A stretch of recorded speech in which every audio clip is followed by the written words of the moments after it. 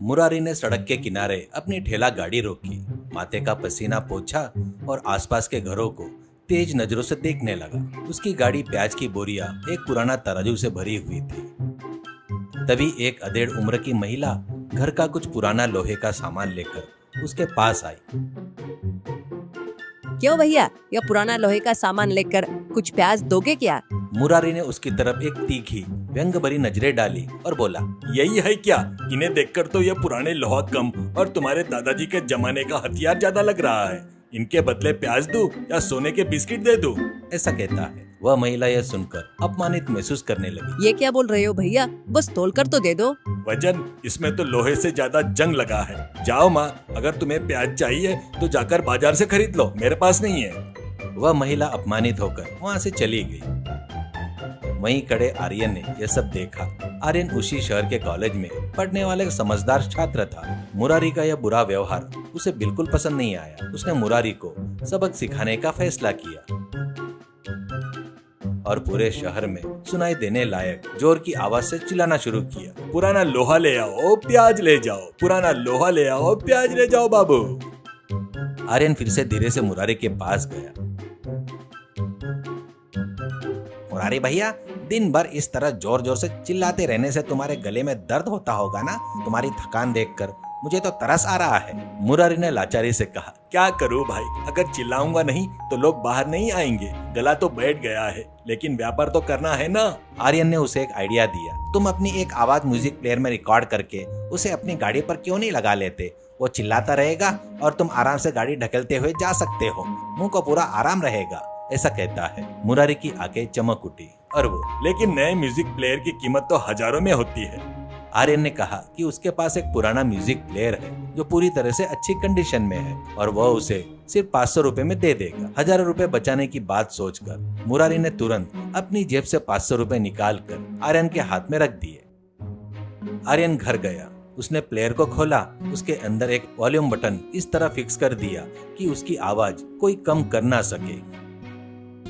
वो वापस मुरारी के पास आया। मुरारी भैया, अब मैं ये रिकॉर्डिंग ऑन करता हूँ, तुम अपने ही स्टाइल में एक बार जोर से चिल्लाओ। मुरारी ने गर्व से हवा में सीना तान कर चिल्लाया, पुराना लोहा ले आओ, प्याज ले जाओ, पुराना लोहा ले आओ, प्याज ले जाओ। आर्यन ने उसे रिकॉर्ड किया। प्लेयर मुरारी को दे दिया। देते हुए आर्यन ने उसे चेतावनी दी, भैया बस एक बात याद रखना, अगर कोई आकर आवाज कम करने को कहे तो बिल्कुल मत करना। अगर तुम ऐसा किया तो लोग तुम्हारी बात नहीं सुन पाएंगे, तुम्हारा व्यापार ठप हो जाएगा। अच्छे व्यापार के लिए इसका जोर से बजना बहुत जरूरी है। मुरारी ने सिर हिलाकर हामी भरी। उसने प्लेयर को फुल वॉल्यूम पर चालू किया और अपनी ठेला गाड़ी ढकेलना शुरू किया। उस प्लेयर की आवाज इतनी भयानक थी कि गली के घरों के खिड़कियां भी कांपने लगी।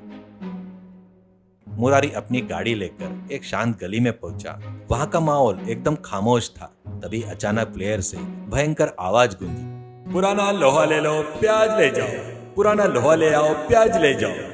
उस शोर से गली के पेड़ों पर बैठे कब्र एकदम उड़ गए।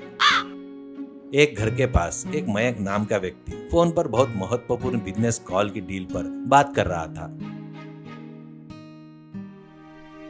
मुरारी की गाड़ी ठीक वहीं पहुंची और आवाज आ रही थी, पुराना लोहा ले आओ और प्याज ले जाओ। उस भयंकर शोर की वजह से मयंक को फोन पर कुछ भी सुनाई नहीं दे रहा था। वह घबराकर बाहर आया और बोला, अरे भाई रोको इसे, मुझे फोन पर कुछ सुनाई नहीं दे रहा है। मुरारी व्यंग भरे ढंग से हंसा और बोला, अरे भैया ये मशीन है, मेरा गला नहीं। एक बार चालू हो जाए तो रुकता नहीं, और मुझे तुम्हारे 5 लाख की डील से ज्यादा अपने 5 किलो प्याज की फिक्र है। पुराना सामान हो तो लेकर आओ, नहीं तो दरवाजा बंद कर लो। मयंक गुस्से से लाल हो गया। अरे मुझे लाखों का नुकसान हो रहा है, इस आवाज को कम करो। लेकिन मुरारी को आर्यन की बात याद आ गई। आवाज कम करने से व्यापार गिर जाएगा। उसने मयंक की बात को अनसुनी की और गाड़ी आगे बढ़ा दी। अब एक दूसरे घर में विजय अपनी गर्लफ्रेंड के साथ वीडियो कॉल पर बात कर रहा था। बाहर से आ रही भयंकर आवाज से बेचारी लड़की डर गई। अरे क्या हुआ, तुम किसी रेलवे स्टेशन पर हो या किसी ने तुम्हारा अपहरण कर लिया? विजय ने अपना सिर पकड़ लिया। अरे नहीं बाबा, ये तो प्याज वाला है। उसने मुरारी पर चिल्लाकर कहा कि वहां से चले जाए। लेकिन मुरारी को उस पेड़ की आवाज से एक अलग ही किक की मजा आ रही थी। वो झूमते हुए आगे बढ़ रहा था और हाँ, इस शोर से बचने के लिए उसने अपने कानों में रुई ठूस ली थी। एक घर में योगेश, जो एक सॉफ्टवेयर इंजीनियर था, हेडसेट लगाकर क्लाइंट के साथ कॉल पर बात कर रहा था। तभी बाहर से बम फटने जैसे आवाज आई। पुराना लोहा ले आओ और प्याज ले जाओ। क्लाइंट बुरी तरह डिस्टर्ब हो गया। योगेश ने खिड़की से चिल्लाकर कहा, ओ भाई, उस आवाज को कम करो, मेरी मीटिंग खराब हो रही है। मुरारी ने शांति से जवाब दिया, व्यापार के लिए आवाज तो होनी चाहिए सर, तभी तो पता चलेगा कि मैं आया हूँ। ऐसा कहते हुए साउंड बढ़ाते हुए आगे चला गया।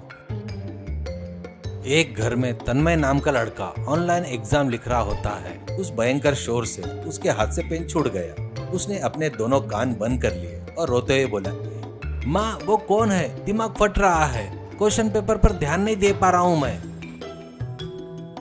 वही बेटा रघुराम नाम का एक बुजुर्ग व्यक्ति ने अपना सीना पकड़ लिया और कांपते हुए बोला, अरे बाप रे, कौन है ये राक्षस? मेरी दिल की धड़कन ही बढ़ गई है, कोई इसे रोको। उसी समय हॉल में बैठा धीरज टीवी देख रहा था। उसने टीवी की आवाज बढ़ाई, लेकिन मुरारी के शोर के सामने कुछ भी सुनाई नहीं दे रहा था। उसने रोकने के लिए कहा, अरे बंद करो रे बाबा, मैं टीवी पर आने वाले डायलॉग्स को नहीं सुन पा रहा हूँ, जरा बंद करो, अपनी आवाज बंद करो, तेरे प्यार से मेरा सीरियल ही इम्पोर्टेंट है, ऐसा कहता है। देखते ही देखते गली के सारे लोग सड़क पर आ गए। उन्होंने मुरारी को चारों तरफ से घेर लिया और उसे वॉल्यूम कम करने की मिन्नतें करने लगे। भैया कृपया करके इस आवाज को कम कर दो, हमारा दिमाग खराब हो रहा है। लेकिन मुरारी अहंकार से भरा हुआ था। उसने साफ मना कर दिया, कम करने का कोई सवाल ही नहीं है। आर्यन बाबू ने मुझे बताया है कि आवाज कम करने से व्यापार कम हो जाता है। अगर तुम्हें दिक्कत है तो अंदर जाकर अपने दरवाजे बंद कर लो। लोगों का गुस्सा सातवें आसमान पर पहुंच गया और उन्होंने तुरंत पुलिस को फोन कर दिया। कुछ ही देर में सायरन बजाती हुई पुलिस की जीप वहां पर आकर रुकी। इंस्पेक्टर जीप से बाहर निकले। उन्होंने सीधे जाकर मुरली के प्लेयर को बंद कर दिया। उसे घूरते हुए पूछा, क्या है रे बाबा, क्या मजाक है? पूरे मोहल्ले में क्या ये न्यूसेंस मचा रहा है? मुरारी बिना डरे उल्टा चौड़ में बोला, साहब मैं तो पुराना लोहा खरीद रहा हूँ, इसमें जुर्म क्या है? मैंने किसी को मारा पीटा तो नहीं ना? इंस्पेक्टर ने कड़क आवाज में कहा, जुर्म है। Noise pollution regular and control rules 2000 के तहत रिहायशी इलाकों में 55 डेसिबल से ज्यादा शोर मचाना एक गंभीर अपराध है और तुमने इसका घोर उल्लंघन किया है। चलो तुम्हें गिरफ्तार किया जाता है। यह सुनते ही मुरारी की सिट्टी बिट्टी गुम हो गई। वो कांपने लगा। अरे क्या गिरफ्तार? क्या इस जरा सी आवाज के लिए मुझे जेल जाना पड़ेगा? पुलिस वाले ने उसे घसीटकर जीप में बिठा दिया। इधर गुस्से में भड़की हुई भीड़ मुरारी की ठेला गाड़ी पर टूट पड़ी। लोगों ने पल भर में ही उसका सारा प्याज लूट लिया। उसकी गाड़ी को तोड़ फोड़ कर टुकड़े टुकड़े कर दिए। दूर खड़े आर्यन ने यह पूरा तमाशा देखा, अपनी किताबें समेटी और शांति से वहां से चला गया। कहानी की सीख, अहंकार और दूसरों को परेशान करने वाला स्वभाव हमेशा इंसान को बर्बादी की तरफ ही लेकर जाता है। दूसरों के साथ विनम्रता, सम्मान से व्यवहार करना ही असली व्यापार और सच्ची सफलता है।